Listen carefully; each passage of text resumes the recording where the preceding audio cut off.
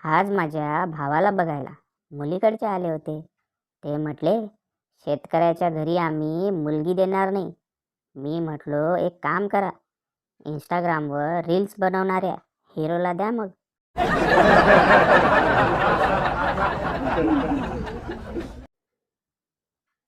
ये अलग मुसीबत है.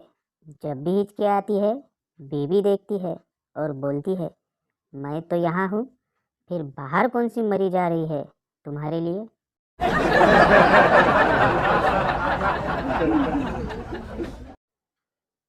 मित्राच्या घरी गेलो असता. त्यांच्या मुलाला सहज विचारले, काय मग, पुढे काय करायचं ठरवलं. तो मुलगा, काही नाही काका, तुम्ही गेलात की आम्ही आईस्क्रीम खाणार आहोत.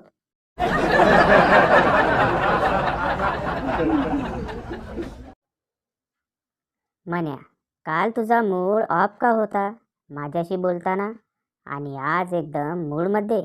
गणू, काल यार बायकोने 20,000 साड्यांवर उडवलेत म्हणू, मग आज मूड ऑन कसा. गणू, आज त्या साड्या घेऊन तुझ्या बायकोला दाखवायला गेली.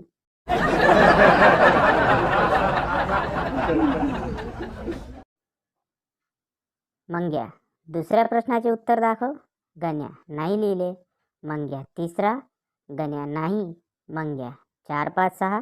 गण्या, नाही नाही नाही. मंग्या, तू फक्त 5 तर हो रे.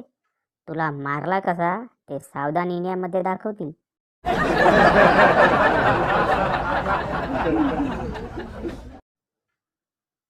रमेशचा भाऊ सुरेश खूप दिवसांनी घरी येतो.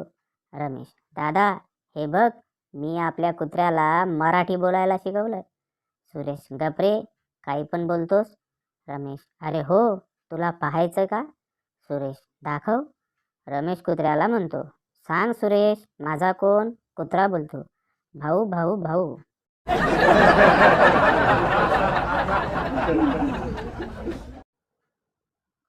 तीन मित्र बोलत असतात.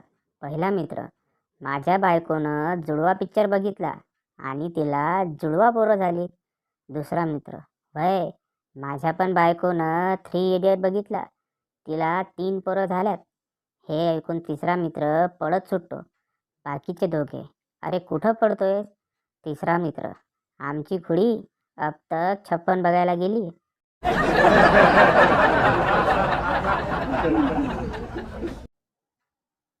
गण्याने फेसबुकवर स्टेटस अपडेट केलं, शुक्र करो कि मेरी कोई मुमताज नहीं, वरना हर गली में एक एक ताजमहल होता. त्यावर बाळ्याची कमेंट आली, घरात संडास बांध आली.